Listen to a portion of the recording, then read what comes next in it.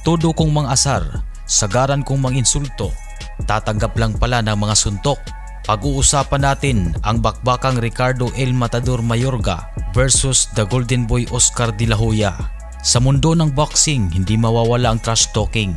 Ang ganitong estilo ay mabenta para ma-promote ng husto ang laban. Kapareha sa isang pelikula na kung may bida, dapat mayroon ding kontrabida. Subalit kung masyadong personal na ang atake, ay iba na ang usapan.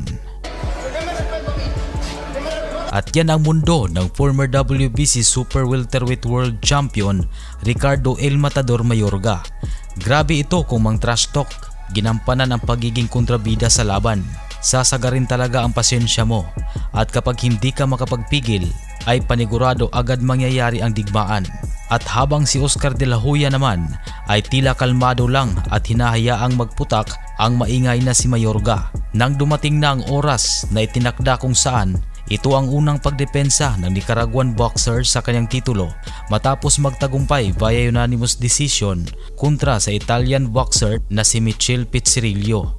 Samantalang si De La Hoya naman ay nagmula sa 20-month layoff matapos pataubin sa bodega ni Bernard Hopkins. Liyamado si De La Hoya kahit na halos 2 taon nang hindi lumaban at aminado namang puno siya ng motibasyon.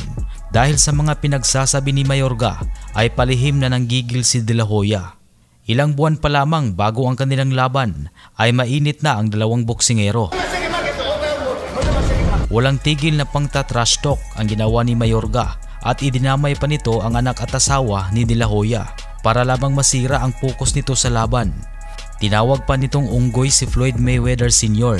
na nooy tumatayong head trainer ni De La Hoya at ang isa sa pinakamatinding ginawa nito ay ang pagbabanta na aatras siya sa laban kapag hindi tataasan ang fight first na ibibigay sa kanya.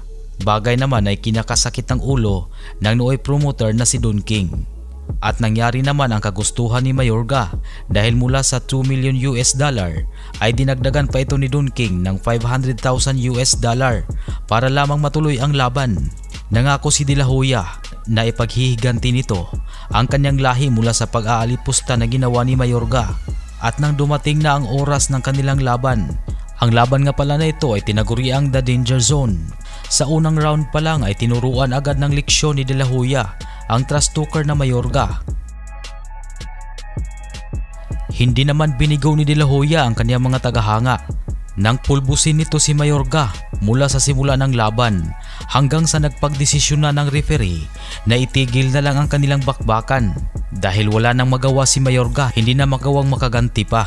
Panalo si De La Hoya via 6-round TKO at nakamit nito ang WBC Junior Middleweight title na hawak ni Mayorga.